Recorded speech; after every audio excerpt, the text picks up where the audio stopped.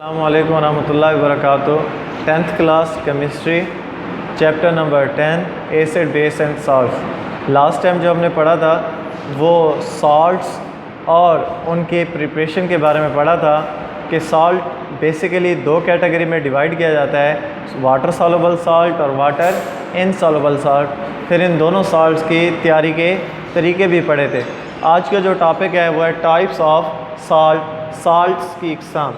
तो सॉल्ट को basically 6 type में डिवाइड किया गया। तो जो सॉल्ट है, सॉल्ट की बेसिकली 6 टाइप होती है, 6 इकसाम होती हैं। तो सॉल्ट्स हैज़ 6 टाइप्स।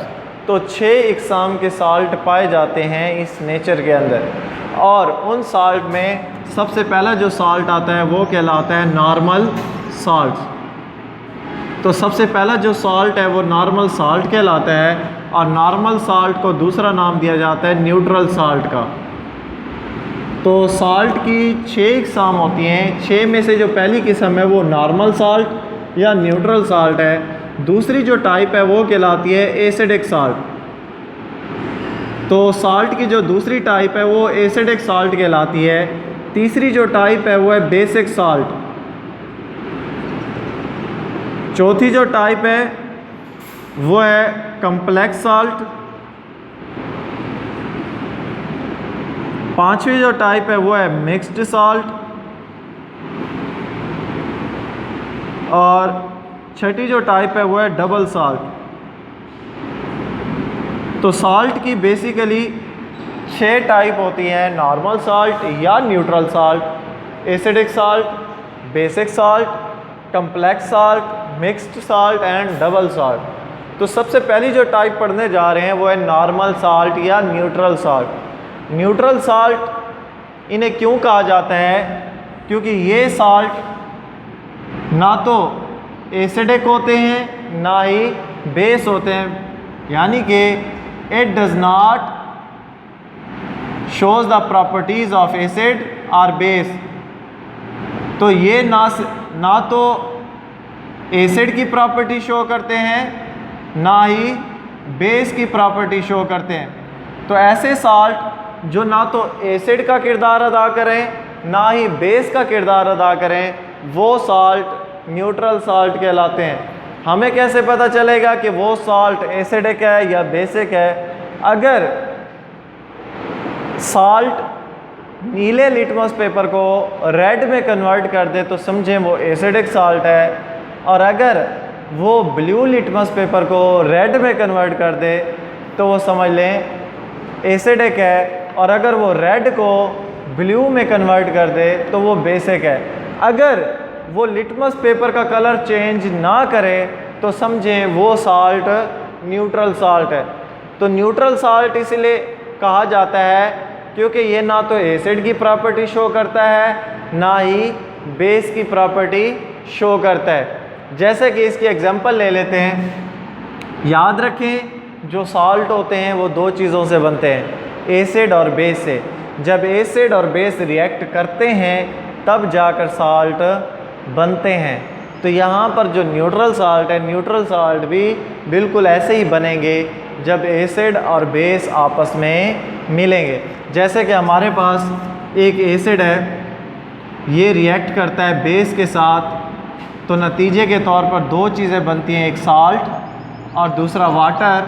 और इस प्रोसेस को नाम देते हैं न्यूट्रलाइजेशन रिएक्शन, क्योंकि जो सॉल्ट हैं वो न्यूट्रलाइजेशन रिएक्शन से बनते हैं। और neutralization reaction, it is the reaction when acid react with base then salt and water is form.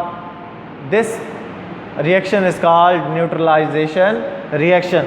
अब हमारे पास जो एसिड है वो HCl है, हाइड्रोक्लोरिक एसिड। इसका रिएक्शन कराते हैं बेस के साथ, सोडियम हाइड्रोक्साइड।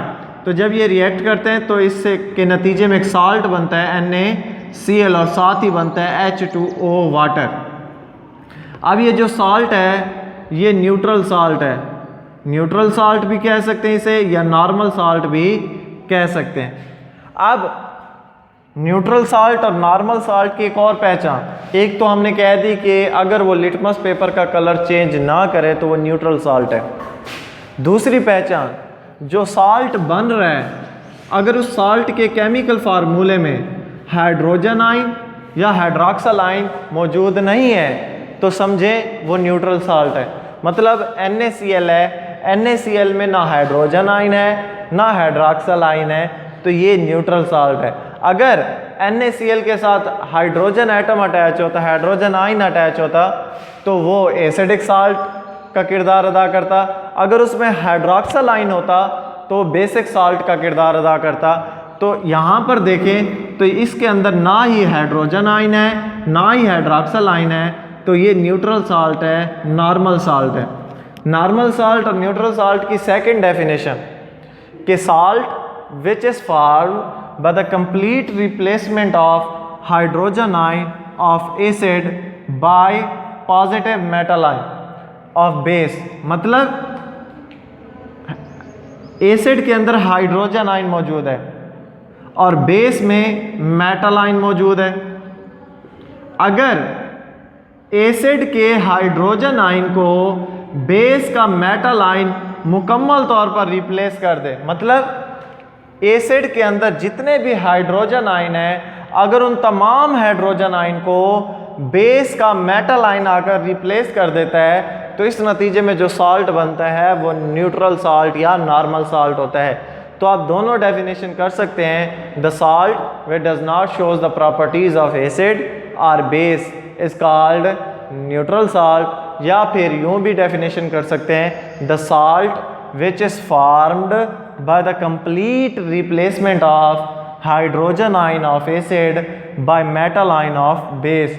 जब बेस का मेटल आयन एसिड के हाइड्रोजन आयन को मुकम्मल तौर पर वहाँ से रिप्लेस यानी कि निकाल देता है, तो नतीजे के तौर पर जो साल्ट बनता है वो न्यूट्रल या नॉर्मल साल्ट कहलाता है। और न्यूट्रल और नॉर्मल साल्ट लिटमस पेपर के कलर को चेंज नहीं करते।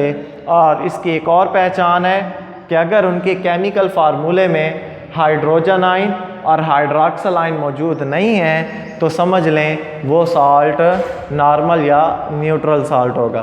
तो ये है पहली साल्ट की टाइप, नॉर्मल और न्यूट्रल साल्ट। उम्मीद है यह टाइप आपको समझ आ गई होगी। अब आते हैं साल्ट की दूसरी टाइप पर, और वो है एसिडिक साल्ट। एसिडिक साल्ट नाम से ही ज़ाहिर है कि होगा तो साल्ट वही बात है, साल्ट बनता है दो चीज़ों से। जब एसिड रिएक्ट करता है बेस के साथ तो बनता है साल्ट, लेकिन अगर वो साल्ट न्यूट्रल ना हो, मतलब वो साल्ट अगर एसिड की प्रॉपर्टी शो कर रहा हो, इस किस्म के साल्ट को नाम देते हैं एसिडिक साल्ट। तो सिंपल डेफिनेशन इसकी, salt which shows the properties of acid, ऐसा साल्ट जो एसिड की खसूसियात को ज़ाहिर करे वो साल्ट कहलाता है एसिडिक साल्ट। अब एसिड की प्रॉपर्टी क्या है?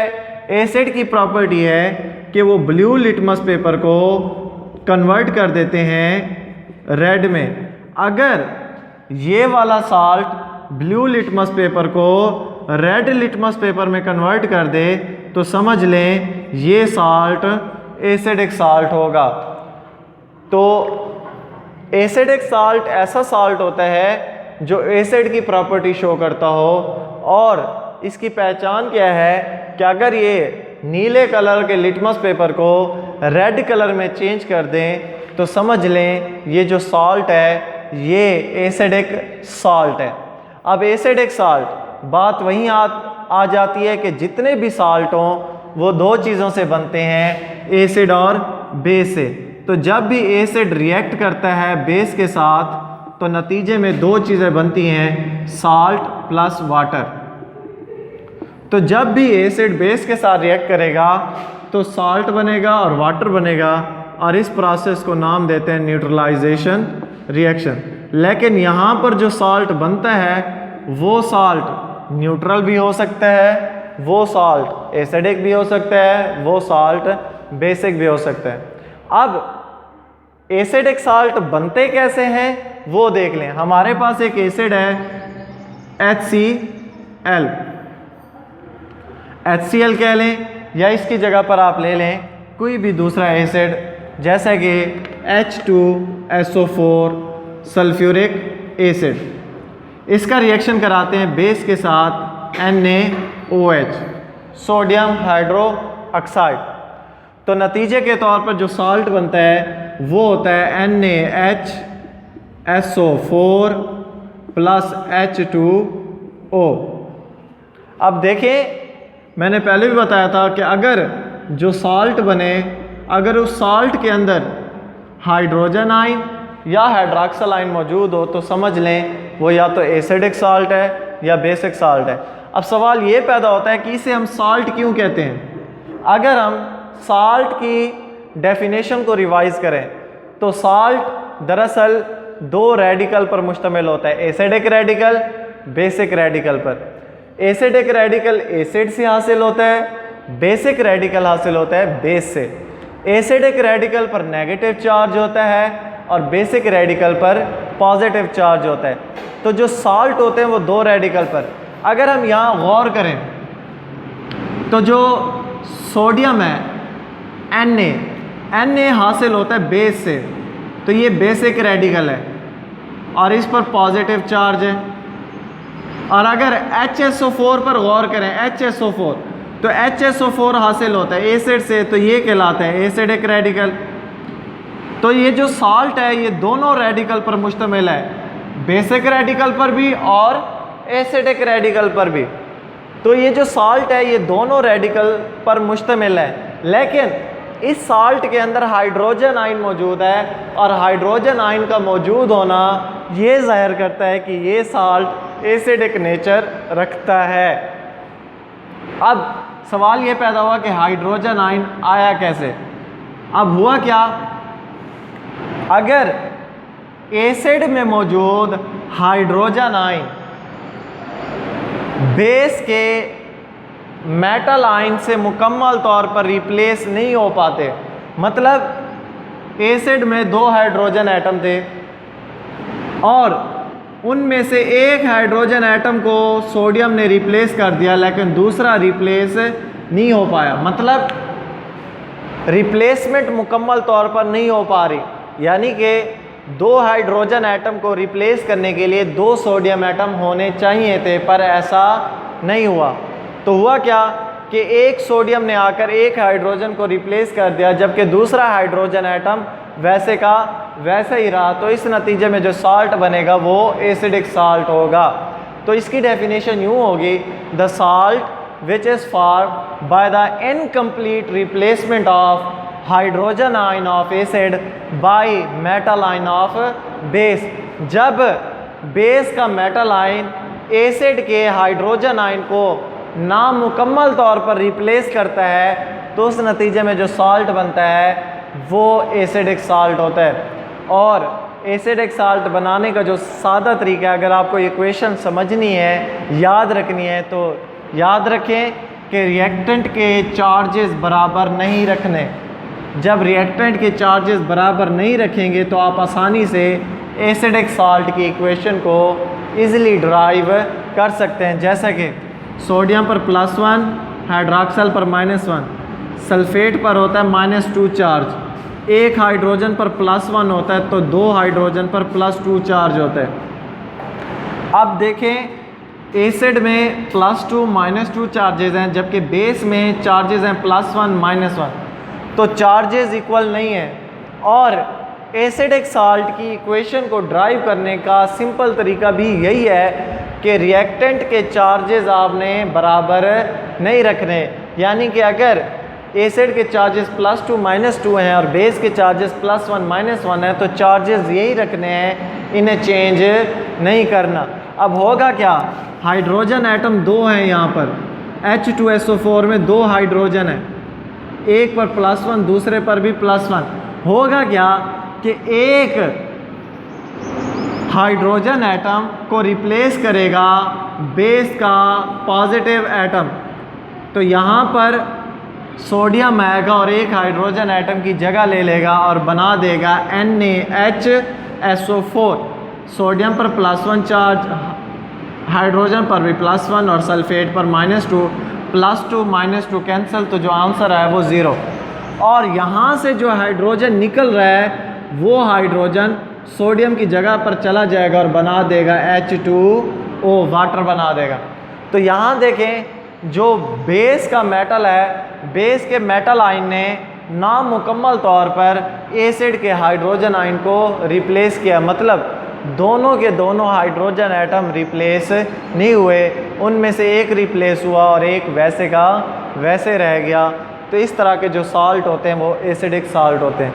अब एसिडिक साल्ट को नॉर्मल साल्ट में कन्वर्ट किया जा सकता है। और नॉर्मल साल्ट की पहचान भी आपको बताई है कि अगर साल्ट के केमिकल फार्मूले में हाइड्रोजन और हाइड्रॉक्सिल आयन मौजूद नहीं है तो वो साल्ट नॉर्मल साल्ट या न्यूट्रल साल्ट होगा। अब यहाँ पर जो साल्ट आ रहा है ये वाला साल्ट एसिडिक साल्ट है। क्यों? इसकी पहचान ये है कि इसमें हाइड्रोजन एटम अभी भी मौजूद है। अब नॉर्मल एसिडिक साल्ट को नॉर्मल साल्ट में कन्वर्ट किया जा सकता है। कन्वर्ट करने का तरीकाकार क्या है कि उसी एसिडिक साल्ट का रिएक्शन उसी बेस के साथ करें जिस बेस के साथ पहले कराया था। यानी कि फर्स्ट स्टेप में एसिड का रिएक्शन NaOH के साथ कराया था तो उस नतीजे में एसिडिक साल्ट बना था। तो इसी एसिडिक साल्ट का रिएक्शन उसी बेस के साथ दोबारा करें। अब होगा क्या, एक सोडियम एटम एसिडिक साल्ट में मौजूद हाइड्रोजन एटम को रिप्लेस कर देगा। तो सोडियम आएगा हाइड्रोजन की जगह पर, तो साल्ट बन जाएगा Na2SO4। Na2 क्यों कहा? क्योंकि पहला एक सोडियम एटम मौजूद है, एक और सोडियम एटम आ रहा है, तो सोडियम एटम की तादाद 2 हो गई। तो फार्मूला बन जाएगा Na2SO4 और यहाँ से जो हाइड्रोजन निकलेगा वो OH के साथ मिलकर बना देगा H2O। अब देखें ये जो साल्ट हासिल हो रहा है Na2SO4, ये साल्ट नॉर्मल साल्ट है। क्यों नॉर्मल साल्ट है? क्योंकि इसमें हाइड्रोजन एटम या हाइड्रॉक्सिल एटम मौजूद नहीं है, तो ऐसा साल्ट नॉर्मल साल्ट कहलाता है। तो किसी भी एसिडिक साल्ट को नॉर्मल साल्ट में तब्दील किया जा सकता है। कैसे? जब एसिडिक साल्ट का उसी बेस के साथ दोबारा रिएक्शन कराएं तो उस नतीजे में जो साल्ट बनेगा वो नॉर्मल साल्ट होगा। तो आज के लिए साल्ट के 2 टाइप, नॉर्मल साल्ट और एसिडिक साल्ट। उम्मीद है कि आपको ये दोनों साल्ट अच्छी तरीके से समझ आ गए होंगे। अल्लाह हाफिज़।